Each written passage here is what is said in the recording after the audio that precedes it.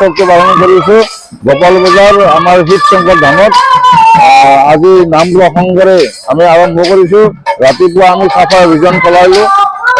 তাৰপিছত আমাৰ বিভিন্ন কাৰ্যসূচী গ'ল। এই কাৰ্যসূচীৰ ভিতৰত এই নাম কীৰ্তন আমাৰ চলি আছে। আজি নাম কীৰ্তন যোৱাৰ পিছত অহাকালি আমাৰ পূজা আৰম্ভ হ'ব। পূজা আৰম্ভ হোৱাৰ পিছত ৰাতি আমাৰ ভোগ বিতৰণ কাৰ্যসূচী আছে। তাৰপিছত আমাৰ প্ৰসাদ বিতৰণ আছে। এই প্ৰসাদ বিতৰণ কৰাৰ পিছত আমাৰ কাৰ্যসূচী সমাপ্ত কৰা হ'ব।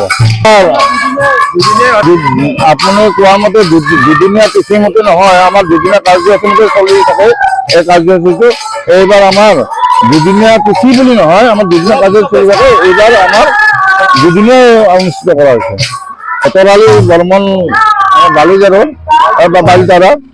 বালতাৰীয়া তেখেতক আমি আমন্ত্ৰণ জনাইছোঁ। দাতা আছে ৰূপালী কলিতা, তেখেতসকলে আমাক নাগাৰা নামঘৰ আমাক ইয়াত দাতা হিচাপে আমাক আগবঢ়াইছে। আজি হয়তো ইয়াত যথেষ্ট মানুহ হৈছে আৰু আমাৰ অহাবাৰো দিম বুলি তেখেতে কথা দিছে। নদিলে আমাৰ কোনোবা দাতা ওলাব।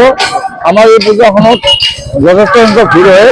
অহাকালি আপোনাক নিমন্ত্ৰণ জনালো। আপুনি অহাকালি আহিব। খোৱাৰ সময়ত আপুনি দেখি যথেষ্ট সঁহাৰি, আমি যথেষ্ট সঁহাৰি পাইছোঁ। সঁহাৰি নোহোৱাকৈতো আমি এখন ইমান ডাঙৰ অনুষ্ঠান এটা পাতিব নোৱাৰোঁ। এই যথেষ্ট সঁহাৰি পোৱা গতিকে আমি এই ৰাইজৰ সহযোগতে আমি আগবাঢ়িছোঁ। আৰু আটাইতকৈ মই এটা কথা কওঁ আপোনাক, আৰু আটাইতকৈ নলবাৰী জিলাৰ ভিতৰত যিটো বিখ্যাত হয় এইখন পূজা, সেই তাৰ কাৰণে আমি অহৰহ চেষ্টা কৰি আছোঁ।